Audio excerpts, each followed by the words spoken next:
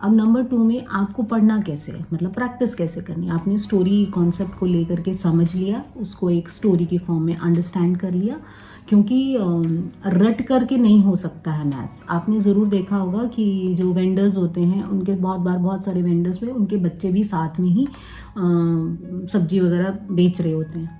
तो अगर कभी आप अपने पेरेंट्स के साथ उन शॉप्स पे गए हो, तो आपने अगर मतलब कोई भी चीज़ ग्राम में ली, मतलब प्रॉपर 1 kg नहीं है, आपको रेट तो 1 kg का बताते हैं, और जब वो आपने उसको मेजर किया, तोला, तो वो कम है, 650 ग्राम है, 700 ग्राम है, 750 ग्राम है, इस तरह से है।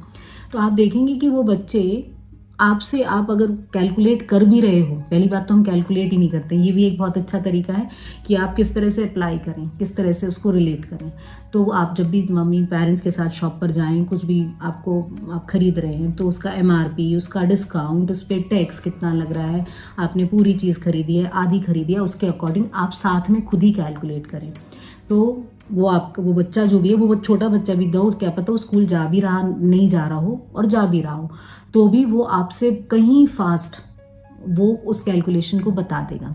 तो वो क्या कर रहा है, क्योंकि वो अप्लाई कर रहा है। तो सेम विद यू, आप जब एक स्टोरी की फॉर्म में या किसी भी फॉर्म में उसको याद करके अप्लाई करना शुरू करते हैं, तो आपको याद हो जाता है। तो जब आप पढ़ रहे हैं या प्रैक्टिस कर रहे हैं, तो एक रेगुलर इंटरवल पर गैप ले लें, क्योंकि जैसे कोई भी आपने एक स्लॉट बना लो हाफ एन आवर का, कि हाफ एन आवर आपने करना है, और हाफ एन आवर में के बाद आप 5 या 10 मिनट का गैप ले करके फिर से हाफ एन आवर कर लीजिए।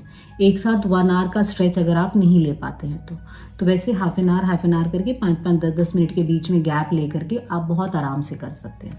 तो हमने 2 स्टेप सीखे। नंबर 1, किसी भी फॉर्म में आप उसको मेमोराइज करें, एक स्टोरी बना करके करें या किसी सॉन्ग की फॉर्म में करें। और नंबर 2, रेगुलर इंटरवल पर प्रैक्टिस करें।